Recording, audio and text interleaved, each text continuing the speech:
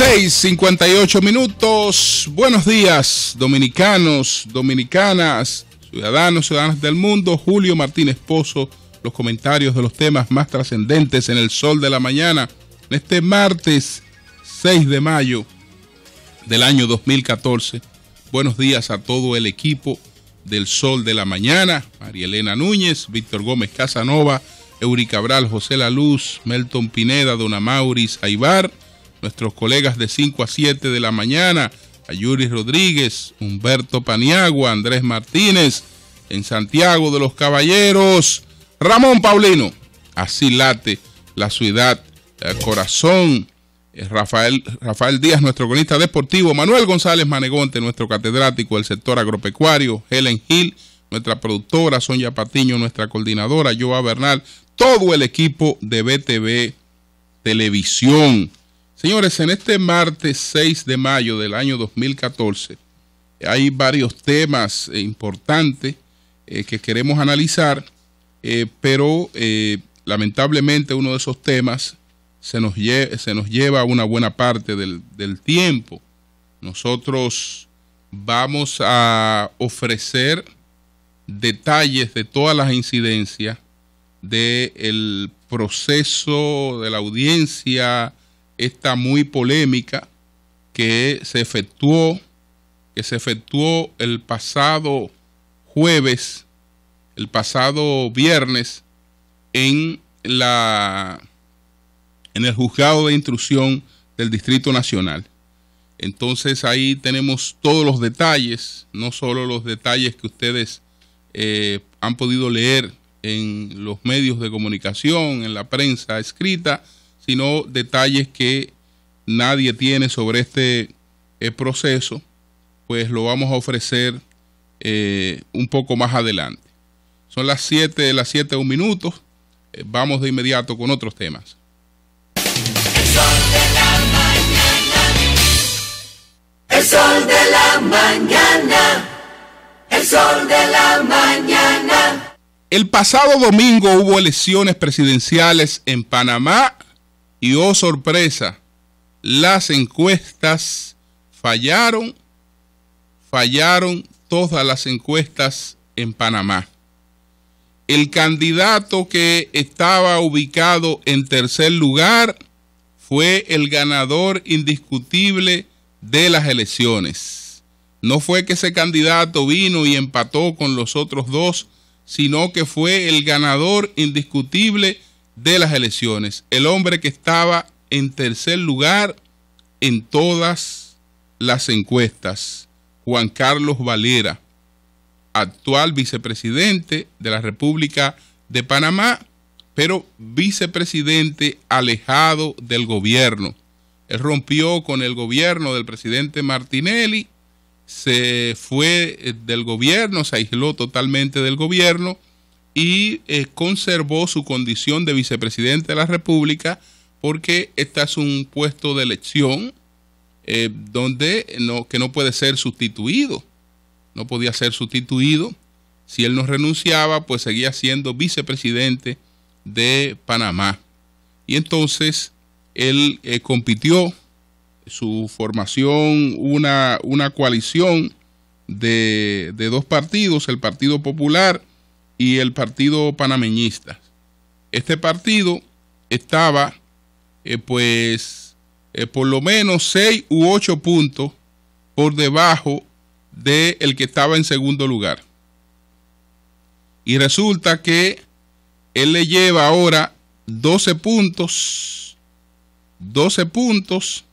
al que estaba en primer lugar, le lleva 12 puntos al que estaba en segundo lugar y 4 puntos al que estaba en primer lugar, ganando claramente las elecciones en Panamá, repito, contrario a los pronósticos de todas las encuestas. ¿Qué pasó?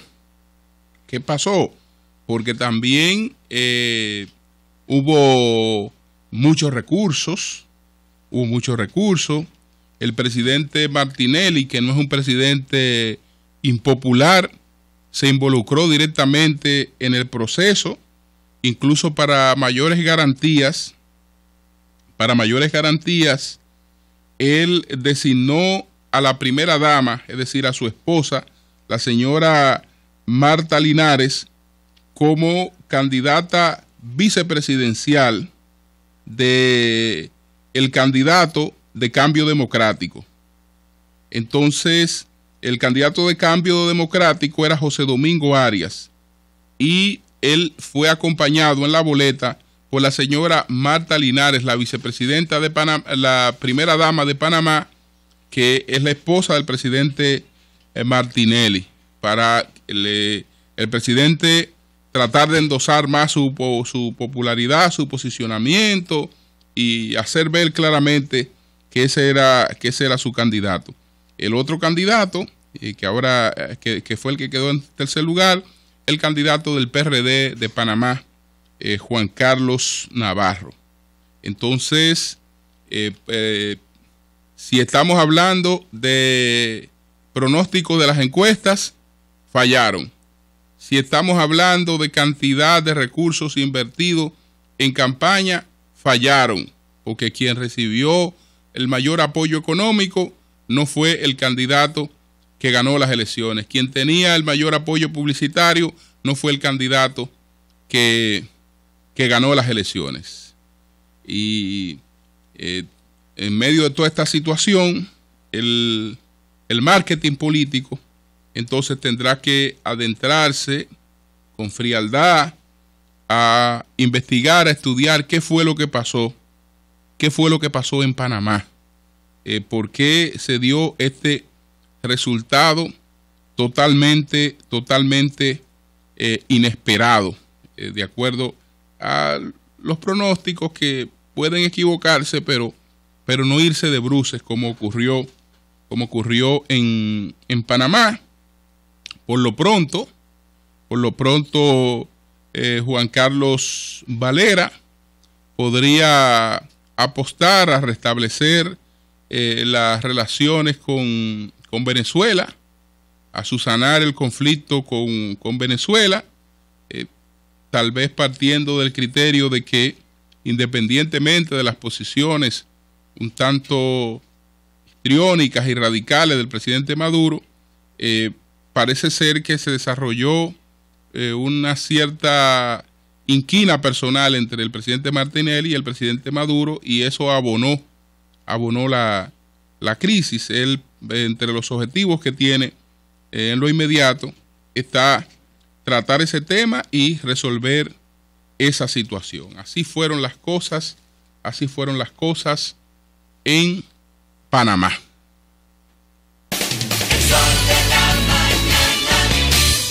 El sol de la mañana.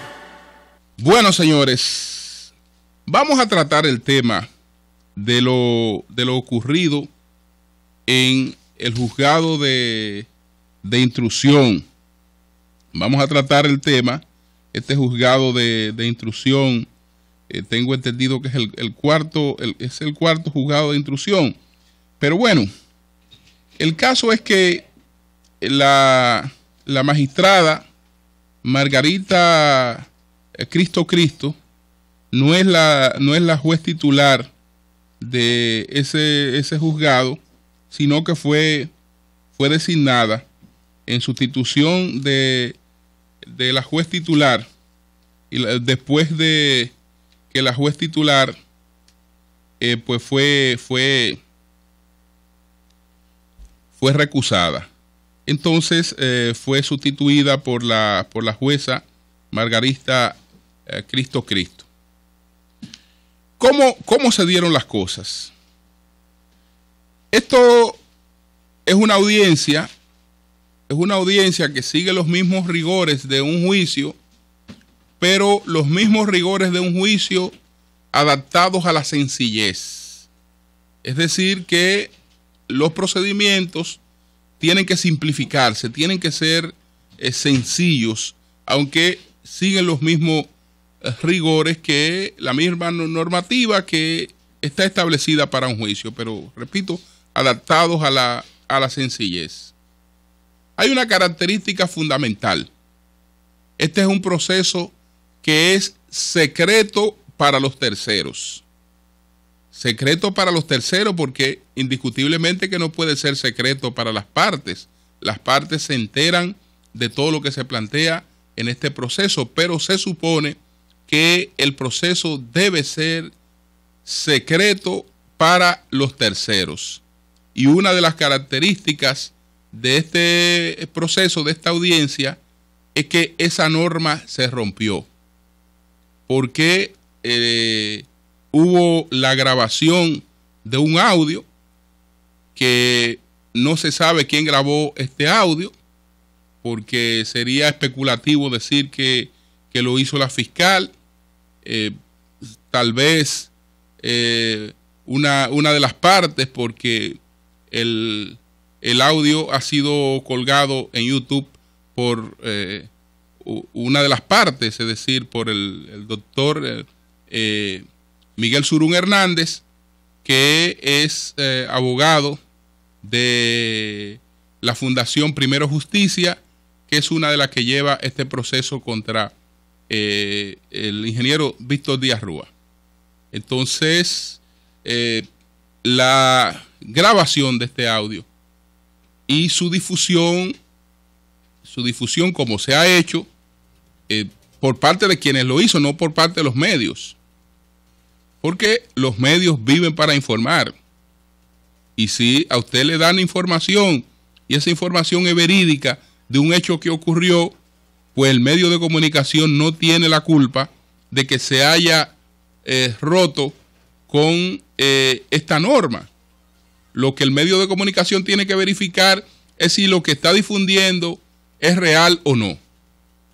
Entonces, lo que tienen que llevar las normas son los que están en ese proceso, no los periodistas. Los periodistas están para informar, y para informar sobre lo que ocurrió, no para especular, desde luego. Entonces, yo quiero hacer un recorrido, presentar los hechos como se presentaron, como acaecieron, y después poner a los oyentes del Sol de la Mañana parte del audio. Es un audio muy largo, 1 hora 24 minutos, de la intervención de la fiscal Jenny Berenice Reynoso, donde hace imputaciones muy graves contra la magistrada Margarita Cristo. Entonces, habrá que determinar, habrá que hacer una investigación. Eso le tocará o al Consejo del Poder Judicial para determinar de dónde ha salido la violación a esta normativa del proceso, que debió ser secreto para los terceros, no para las partes, en esta fase, que es una fase iniciática, que es una fase de instrucción. Entonces, ¿a qué hora inició el proceso? Los medios hablan de las 11:30 de la mañana, pero la verdad es que el proceso se inició antes. Y fue interrumpido por un primer incidente. ¿Qué ocurrió? Que a las 9:30 minutos, cuando la magistrada Margarita Cristo da apertura a la audiencia, que no estaba llamada a ser más que una confrontación técnica entre los abogados de las partes. Este es un proceso que pudo transcurrir en 45 minutos o 1 hora. Y se inició a las 9:30 de la mañana y se extendió sobre las 9:30 de la noche. Es decir, un proceso que duró más de 12 horas. En un saloncito donde hacía un calor infernal, porque no había aire acondicionado, y en circunstancias, en condiciones muy precarias para las personas que estaban allí. Entonces, ¿cuál fue el primer incidente? Cuando la magistrada Cristo da apertura a la audiencia, pues aparece un representante del Ministerio Público, un abogado que es un fiscal adjunto, o un ayudante de fiscal, como se conocían antes. Y entonces este fiscal alega que esa audiencia debe ser suspendida porque la fiscalía no fue debidamente citada.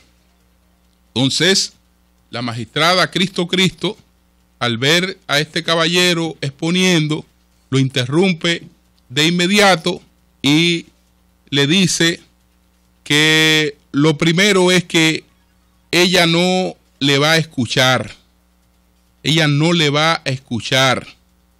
Y no le va a escuchar ni va a aceptar que postule ante ella, porque el ayudante de la magistrada Jenny Berenice Reynoso no tenía ni la toga ni el birrete. Es decir, él se apareció a postular en un tribunal sin las indumentarias de rigor para estar allí. Y entonces lo que la magistrada le dijo: yo no voy a permitir que usted venga pues de esa forma. Aquí hay unas reglas que hay que respetar y yo no voy a aceptar irrespeto a esas reglas. Entonces lo que yo puedo hacer es lo siguiente, porque si usted no se baja, yo lo mando a bajar de ahí inmediatamente. Lo que yo puedo hacer es lo siguiente: yo puedo declarar un receso para que usted vaya y se coloque su toga y su birrete y venga aquí como corresponde. Y entonces haga los planteamientos que usted tiene que hacer. Y efectivamente la magistrada Cristo declaró un receso. Estoy hablando de detalles que desde luego no están publicados en ninguna parte. Entonces declaró un receso para que venga, para que el ayudante del Ministerio Público, el fiscal adjunto, fuera a buscar a su ropa y viniera como corresponde ante el tribunal. Entonces, pocos minutos antes de vencerse el plazo que ella dio, pocos minutos antes, pues la sala fue sorprendida. Fue sorprendida. Porque en vez de regresar el fiscal adjunto, la que regresó fue, o la que vino fue la magistrada Jenny Berenice Reynoso. Llegó la escolta de la magistrada, ella pues muy con sus ropas correspondientes, pero muy a la vez con toda la elegancia femenina resaltada, muy bien maquillada, etcétera. Llega ella en persona y entonces se reinicia la audiencia y ella pues está presente. ¿Qué ocurre? Que habrá otro incidente porque la magistrada Jenny Berenice Reynoso va a plantear lo mismo que estaba planteando el fiscal ayudante, el fiscal que bajaron de estrado porque no tenía la ropa adecuada, la vestimenta adecuada. Entonces ella dice que la Fiscalía del Distrito Nacional no había sido citada y que por lo tanto esa audiencia debía ser suspendida y convocada de nuevo con los rigores para que sea debidamente citada la Fiscalía del Distrito Nacional. ¿Qué ocurre?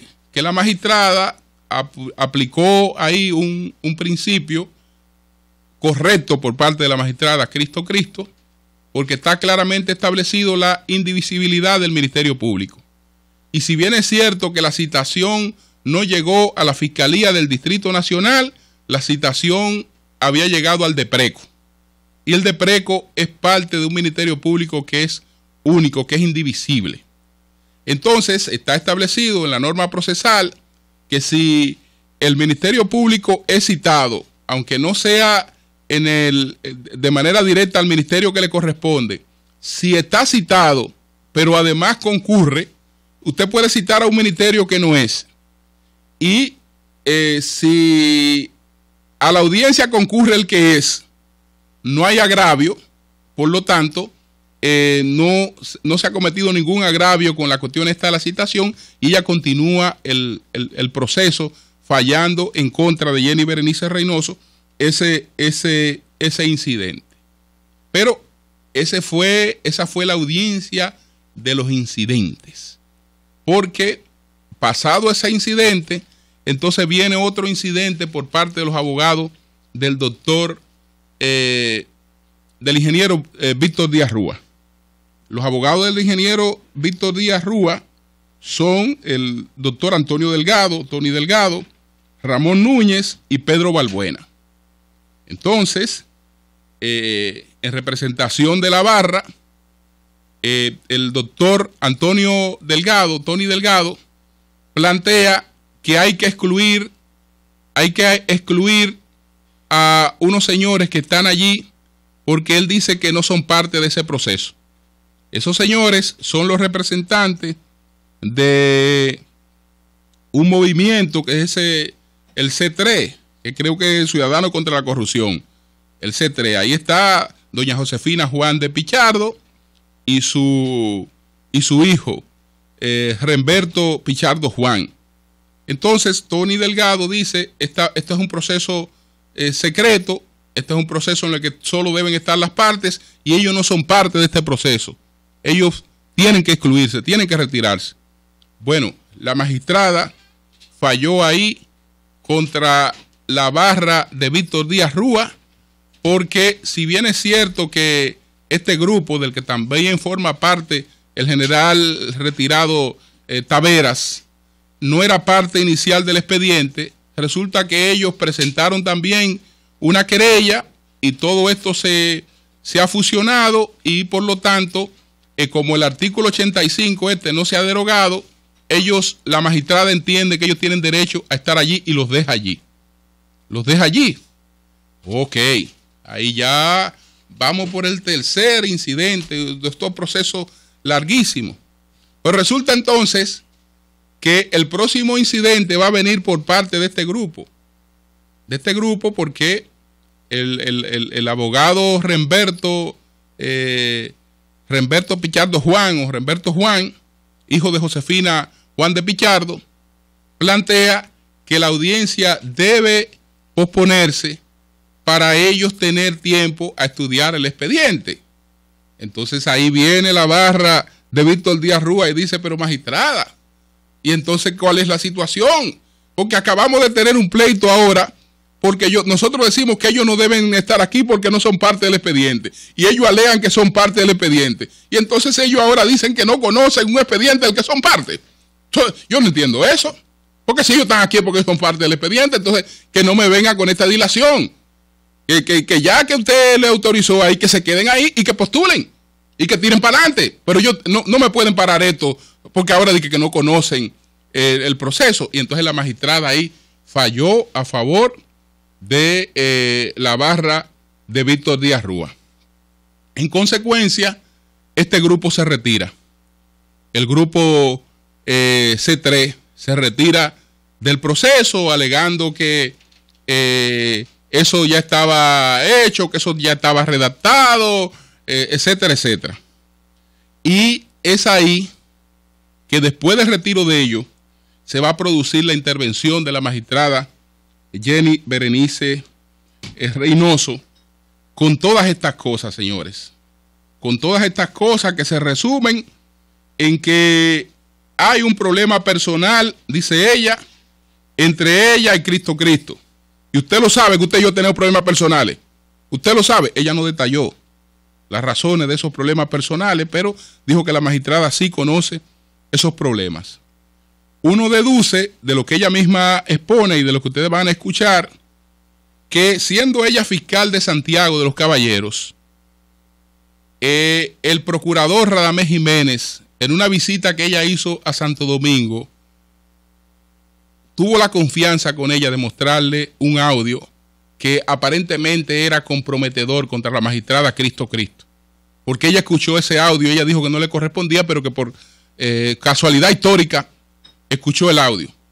Y se trataba de una investigación, y que entonces de esa investigación ella fue supuestamente salvada por el magistrado, y entonces se habla de un padrinazgo, de una serie de cosas, pero resulta que Radamés también fue el padrino de Jenny Berenice Reynoso, etcétera. La magistrada no se lo dijo, ella fue muy cuidadosa en la forma en la que se manejó con una paciencia increíble. Lo único que respondió a todos los ataques fue, bueno, la magistrada, ¿ustedes saben cuál es la razón personal de una de las pruebas que llevó la doctora Jenny Berenice Reynoso? Una de las pruebas fue un comentario que hizo en Facebook la magistrada Cristo. La magistrada Cristo dijo que Jenny Berenice Reynoso no sabe de derecho porque ella lo que priva en estrella de televisión. Entonces, ella llevó ese Facebook. Resulta que Cristo borró eso de su página inmediatamente, pero ella dice que la tecnología deja rastro y que ahí está el comentario. Mírenla aquí, que ella está predispuesta. Y ella sabe que nosotros tenemos problemas. Y ella lo sabe. Ella no detalló más. Hay una inquina entre mujeres ahí, que uno desconoce las razones. Hay una situación ahí, porque la magistrada sí se ocupó de aclarar, sí se ocupó la magistrada de que no era jurídica. Porque ella dice, yo no entiendo por qué usted alude a problemas personales, porque todos los recursos que me ha enviado aquí la fiscalía yo lo he conocido, y lo he conocido sin ningún prejuicio. Y ella dice, bueno, eso es verdad, pero no un caso como este que yo lo he investigado de manera directa, porque usted tiene problemas conmigo, y la mirada suya, y la forma en la que usted me ha mirado, y una serie de cosas. Pero bueno, señores, vamos a colocar unos minutos. Esto tiene 1 hora y 24 minutos. Pero vamos a colocar una síntesis de lo que ella dice. No estamos nosotros violando el secreto del proceso, porque eso está colocado en las redes. Entonces, a lo que hay que investigar fue lo que hicieron esa violación. Vamos a escuchar parte de esto. Señoría, nosotros dijimos varias frases que no fueron sueltas desde que llegamos aquí hoy, quizá ante las 11, no puedo precisar la hora. Entre esas frases que dijimos es que nunca habíamos recusado más en 10 años de carrera del Ministerio Público. Son más con lo de paralegal, pero ya como fiscal, porque yo también inicié como paralegal voluntario. Es obvio que usted y yo tenemos una gran diferencia personal. No, yo quiero motivarlo, si usted me permite, la recusación, permítame motivarla, si usted me lo permite. Si usted me lo permite, sino que cuenten alta que usted no me lo va a permitir y que me manda a concluir directamente. Yo estoy mandando a concluir, estoy enviando a mi empleado del tribunal a que registre sus argumentos. Lo que lo registre, no se preocupe, que yo lo voy a contener todo, y este legajo de pruebas que yo tengo de mi recusación, la voy a depositar. Quizá este no era, y nosotros aguantamos un día entero evitando presentar este escenario. Y que se presentara este escenario porque nosotros todavía queríamos tener un último alito de esperanza en este sistema del que yo soy parte, pero que está corrompido. Y yo sé que está corrompido porque yo lo vivo de adentro. Porque solo yo sé lo que ha sido llevar esta servicio de adentro.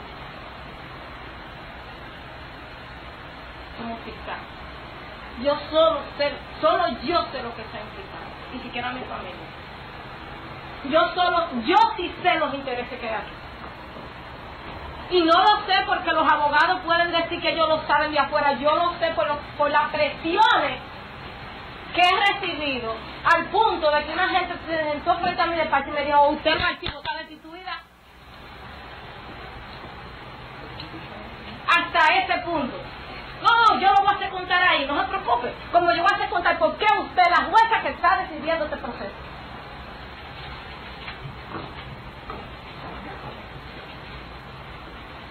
por qué usted y yo tenemos diferencias personales. Usted sabe que yo pedí una investigación hacia usted ante el consejo que ya se me entrevistó, y vinieron 2 investigadores a raíz de la investigación que nosotros pedimos por una decisión suya donde usted ponía en libertad al imputado que se le ocuparon 108 kilos en su carro y mandaba a prisión a los colaterales que quizá eran cómplices, entre otras decisiones muy cuestionables, no jurisdiccionalmente, de honestidad y de transparencia.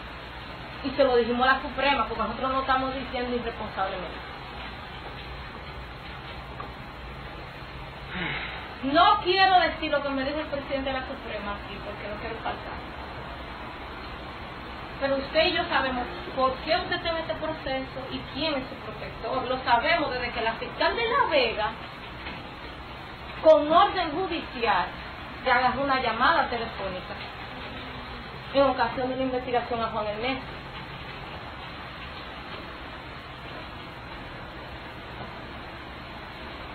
En un caso de droga. Entonces, la persona que en ese entonces la protegió y que formaba parte del Ministerio Público y que sigue siendo su protector, usted y yo se lo sabemos perfectamente. Nosotros no queríamos que esto llegara aquí, pero yo me caracterizo por ser responsable. Y si yo me voy de aquí sabiendo que usted tiene su decisión hecha y que aún en el curso de una investigación que usted tiene y aún en contra del director de la carrera del Poder Judicial, a usted se le dio un permiso para ir para España, yo sí sé por qué todo, porque yo soy fiscal, investigo, y a mí, modestia aparte, mi formación investigativa me la dio el FBI los 4 meses que duré en su academia. Yo sé investigar. Yo sé investigar. Y eso yo quiero que conte ahí para la historia. Y tome la decisión que usted quiere, pero que eso conte ahí para la historia. Que conte ahí para la historia. Que si usted viene con su decisión es que la va a dar, pero no la va a dar creyendo que uno es estúpido, porque estúpidos no son. Entre esa investigación que usted sabe que yo he pedido y que hasta me han interrogado, porque usted se lo ha comentado a fiscales, y no solo a fiscales, aquí está lo que usted escribió sobre mi persona en Facebook. Yo decía en una de las frases que intervenía que yo no sabía derecho porque yo era lo que era una estrella de televisión, cosa que usted escribió sobre mi persona en Facebook, y está ahí. Yo lo voy a leer textualmente, porque eso es parte de mi prueba en la ejecución.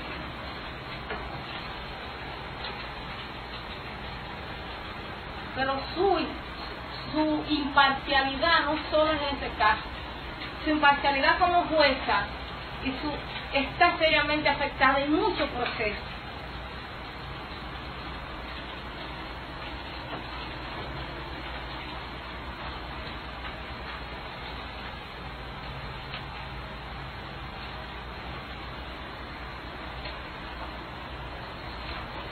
Como este informe del 7 de abril que hace la magistrada Nancy Abreu, fiscal de la Unidad de Violencia de Género, fiscal que establece que en el caso de Yancer Pérez usted la llamó 2 veces en un caso de violencia de género, hablando por el imputado. Diríamos que un juez hable por un imputado no es un asunto grave, pero que el juez que habla por el imputado conoce la medida de coerción del imputado y lo ponga en libertad de un caso de violencia de género grave, donde a una, y eso es parte de lo que el Ministerio Público tiene en la investigación para que lo. Es decir, que oigan lo que yo estoy diciendo, usted hace la llamada a la magistrada el día 2 de abril de 2014, Nancy Abreu, por un imputado de violencia de género. Y la magistrada dice que es un caso muy grave. y usted le dice que fue promoción de un hermano de una hermana del imputado. Y que ese caso tan grave ya no podía hacer nada, porque aquí hay unos parámetros que se hace para cada caso. Y yo reitero que un juez, porque todos tenemos amigos, familia, llame a un fiscal pidiéndole un favor en un caso, eso no es un delito. Ahora, que ese juez conozca el caso del juez.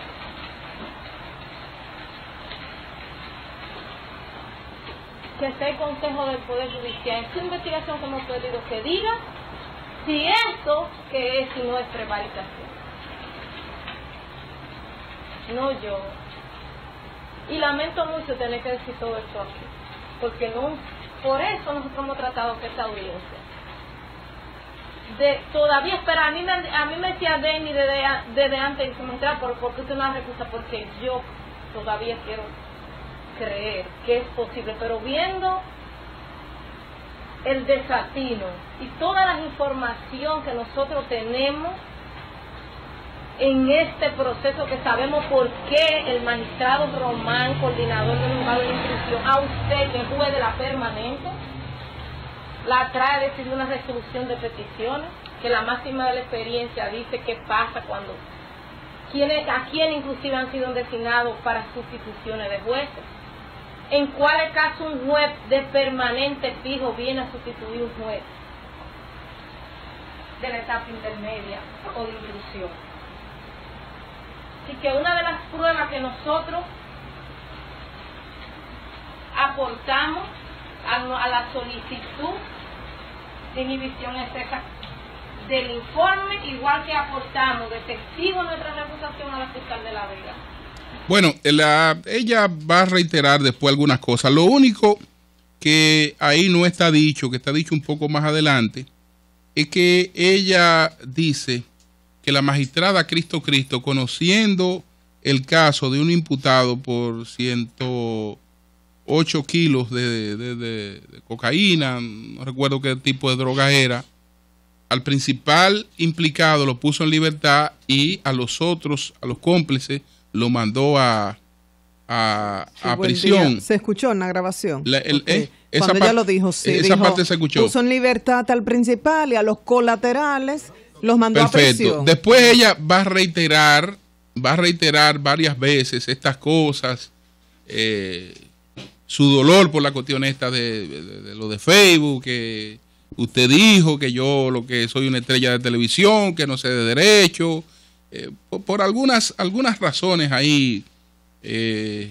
personales, pero no fue problema en universidad porque ya no se conocían, no eran amigas anteriores, no tenían ninguna relación, y la magistrada dice que todo lo que la fiscalía ha enviado ahí, ella lo ha tratado como corresponde. Ahora la pregunta, Julio, ¿qué va a pasar ahora con todo esto que dice la magistrada Jenny Berenice y todas estas acusaciones? Porque estamos hablando, por ejemplo, no solamente de este caso de Díaz Rúa, sino el caso que menciona de drogas, que supuestamente la Cristo había puesto en libertad, por un lado. Segundo, ¿quién es esa persona que ella dice que se sentó frente a su escritorio y le dice o archivas el expediente o quedas destituida? O sea, son muchas preguntas que uno se hace y esto no se puede quedar como un capítulo que ocupa primera página de los periódicos unos días y punto. Fuera de la audiencia se dieron ahí algunos nombres. Más adelante. ¿Tú cómo que manejas? ¡Cambio fuera!